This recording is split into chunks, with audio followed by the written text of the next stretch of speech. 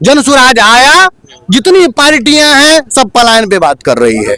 जन स्वराज आया, बच्चा पढ़ेगा नहीं, परिवार का कल्याण नहीं होगा। परिवार के गरीब, मजदूर और असहाय की उम्मीद। नमस्कार, आप देख रहे हैं करीबी न्यूज और करीबी न्यूज में आपका स्वागत है। सोरे कल्याणपुर विधानसभा कोटवा प्रखंड और जसौलीपट्टी पंचायत में अभी मौजूद है और यहाँ पे आप देख सकते हैं कि जन स्वराज का यात्रा यहाँ से निकलने वाला है और यहाँ पे आप देखे होंगे कि बहुत सारे लोग यहाँ पे मौजूद हैं और इन लोगों से पूछेंगे कि जन स्वराज के जो यहाँ से यात्रा निकलने वाला है उस यात्रा में क्या क्या शामिल लोग यहाँ पे मौजूद होंगे और कहाँ तक ये यात्रा चलेगा।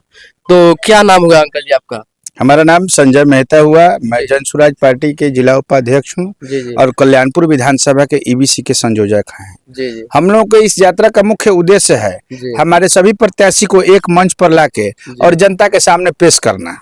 जनता उस पर अपना निर्णय लेगी कि किसको प्रत्याशी। हम लोग इसका सर्वे भी करा रहे हैं और कई चरणों में हो गया है। अभी प्रशांत जी जो पद यात्रा पीछे किए थे, जिसमें उन्होंने 2.5 साल का यात्रा किया, वह यात्रा थोड़ा सुस्त पड़ा, तो हम लोगों ने फिर गांव-गांव, गली-गली, टोला मोहल्ला जाकर हम लोगों ने लोगों को जगाने का प्रयास कर रहे हैं। इसी उद्देश्य में हम लोग 6 दिन का यह यात्रा रखे हैं कल्याणपुर विधानसभा का। और हम लोग जो अभी परिवार लाभ कार्ड बना रहे हैं चारों तरफ, इसके बारे में भी लोग को बता रहे हैं इससे आने वाले दिन में क्या आपको लाभ होगा। हम लोग खोखा और झूठी वादा करने वाले लोग नहीं है। हम लोगों को ये नहीं बताते हैं जो 20,000 फ्री में देंगे, हम ये बताते हैं जो 20,000 रुपया किस तरह आपको कमवा देंगे और आप घर बैठे किस तरह 20,000 का रोजगार कर लीजिएगा, आप बाहर पलायन के शिकार नहीं होइएगा। यही हम लोगों का मुख्य उद्देश्य है। शिक्षा, स्वास्थ्य और ये जो लालू, नीतीश और भाजपा से प्रताड़ित हमारे यहाँ के जितने भी जनता जनार्दन है, 35 साल, पिछले 35 साल में हमारी जो प्रदेश है बहुत पीछे चली गई है। इसको हम लोग प्रयास करेंगे जन स्वराज के माध्यम से, जो एक मंच है और यह सही लोग, सही सोच और सामूहिक प्रयास वालों का मंच है। इसको सही तरीके से हम लोग आगे लाने का काम करेंगे। और अब की बार जो नया चेहरा है प्रशांत किशोर का, तो बिहार में बहुत सारे सरकारें बनी और आई चली गई, लेकिन ऐसा कोई नेता नहीं बोला कि बिहार के बदलने के बारे में। पहली बार प्रशांत किशोर बोल रहे हैं, तो उनके बारे में क्या कहिएगा इस बात को लेकर? आपको इस बात पर गर्व होना चाहिए कि प्रशांत जी बिहारी हैं और इस बात का अपने आप में आत्मग्लानि भी होना चाहिए। जो बिहारी शब्द बाहर में, और जैसे प्रदेश से बाहर जाते हैं, बिहारी शब्द गाली के रूप में भी माना जाता है।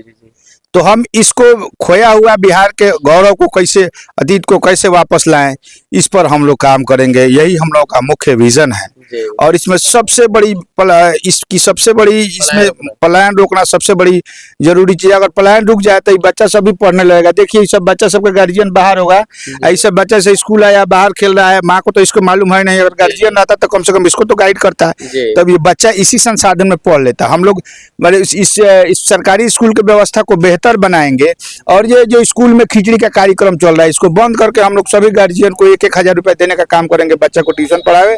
जब तक बच्चा पढ़ेगा नहीं, परिवार का कल्याण नहीं होगा, परिवार का विकास नहीं होगा। इसलिए हमारा चुनाव चिन्ह भी स्कूल का वास्ता है और हम लोग भी अच्छे बिहार के नव निर्माण के लिए काम कर रहे हैं और हम सभी खासकर युवा वर्ग से, बुजुर्गों से आह्वान कर रहे हैं कि वो सभी आगे आए, इस मुहिम का हिस्सा बने और आने वाले दिन में यह आपको आत्मग्लानि नहीं हो जो प्रशांत जैसा कोई व्यक्ति आया था बिहार को सुधारने और हम उसका हिस्सा नहीं हुए। इसलिए हम सभी से आह्वान करते हैं जो सभी लोग आए, सभी लोग इसमें शामिल हो जाएं। और आपके बगल में हमारे यहाँ खड़े हैं अभिनव जी, थोड़ा सा आप अभिनव जी से भी इनका विचार विमर्श लीजिए। अभिनव बाबू क्या बताते हैं जन स्वराज पर अपनी प्रतिक्रिया? क्या कहिएगा जन स्वराज जो पार्टी अपनी सरकार बनाने वाली है बिहार में, उसके बारे में? हाँ, मैं अपने बारे में बता दूं, मेरा नाम है अभिनव सिंह। मैं जन स्वराज पार्टी का अभियान समिति संयोजक हूं कोटवा प्रखंड का।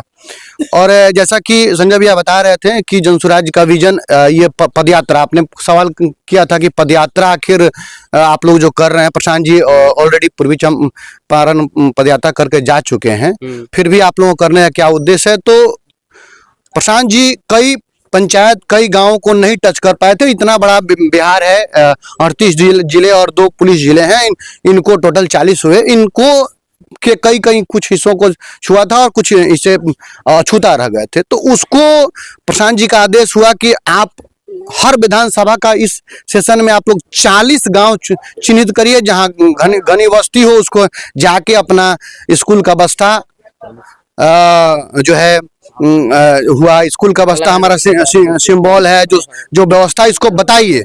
और ये बताइए कि अगर आपके घर में अगर दो दवा पड़ी हुई है, एक ब्रांडेड कंपनी की दवा है और एक नई कंपनी आई है जो और दोनों कंपनी में अगर आपके बच्चे बीमार पड़ जाते हैं और इत्तेफाक से जब दवा देने जाते हैं तो एक जो ब्रांडेड कंपनी है वो दवा एक्सपायर हो चुकी है और आपकी नई कंपनी है पूरी तरह से तरोताजा है, तो आप किसको खिलाना पसंद करेंगे? हम लोग यही बता रहे हैं कि भाई आपके लिए, बिहार के लिए, क्योंकि देखिए जनसुराज सिर्फ पार्टी नहीं बताई है, जनसुराज बिहार के गरीब, मजदूर और असहाय की उम्मीद है।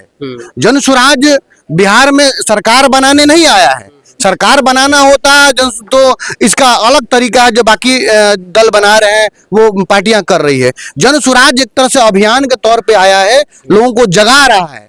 पहला ऐसा बिहार का या भारत के इतिहास का पहला ऐसा दल है जो ये कह रहा है किसी कारण हमारा प्रतिनिधि गलत चुना गया जनसुराज का, तो उसको वोट नहीं दीजिए, उसको हराइए, क्योंकि जनसुराज जीते या ना जीते बिहार को जीतना चाहिए, बिहार के जनता को जीतना चाहिए। ये बात पहली बार कोई लेके आया है, तो हम उसी के कारण इस विचारधारा से जुड़े हैं और मेरा प्रयास है कि जनसुराज, प्रशांत जी बार बार कह रहे हैं कि हम पे या फर्श पे, लेकिन हमारा प्रयास है कि हम पहले ही चुनाव में अर्श पर रहे, क्योंकि हम उस बिहार से हैं जहां से 16 साल का वैभव सूर्यवंशी अपने डेब्यू मैच में सेंचुरी मार के अपने आने का आगाज देता है। इसलिए हम जीतेंगे और जीत के बिहार के जनता के दिल जीतकर जरूर दिखाएंगे, यही हमारा संकल्प है। क्या लगता है आपके जहाँ भी आप यात्रा किए हैं और जहाँ जहाँ भी आप गए होंगे तो वहाँ का माहौल कैसा है? देखिए माहौल साफ है, बदलाव 60% से ऊपर लोग चाहते हैं। हर व्यक्ति चाहता है कि अब ये पलटा पलटी, अब देखिए अभी मुझे मैं कल ये न्यूज़ देख रहा था, मैं देखा कि एक व्यक्ति जो है अपने सभाओं से कलम ऐसे उठा के फेंक रहा है, कलम देने की चीज। और बताइए, आप पढ़े लिखे लोग हैं, आपकी माताएं जो अभी नहीं पढ़ी होंगी, जिसकी माताएं नहीं पढ़ी होंगी, अगर कलम गिर जाता है उठा के प्रणाम करते हैं। तो इसका महत्व वही समझेगा जो शिक्षित है। तो जो व्यक्ति कलम की महत्ता नहीं समझ पा रहा है और वो बोलता है कि हम शिक्षा की व्यवस्था करेंगे, आप क्या करा? आपने अभी तक तेल पियावन लाठी भजावन रैला किया है, आपने अभी तक जब सभा में गए हैं तो आप ये कह रहे हैं कि धान के लावा तावा पर नरेंद्र मोदी हवा में। आपके भाषाओं में सिर्फ यही निकला है, नरेंद्र यादव को भैंस नहीं पटक सका तो ये नरेंद्र मोदी पटकेगा। आपने ऐसे भाषण दिए हैं और आप कह रहे हैं कि हम व्यवस्था सुधारेंगे। अभी तक आपकी व्यवस्था ना सुधरी है, आपसे नहीं सुधरने वाली है।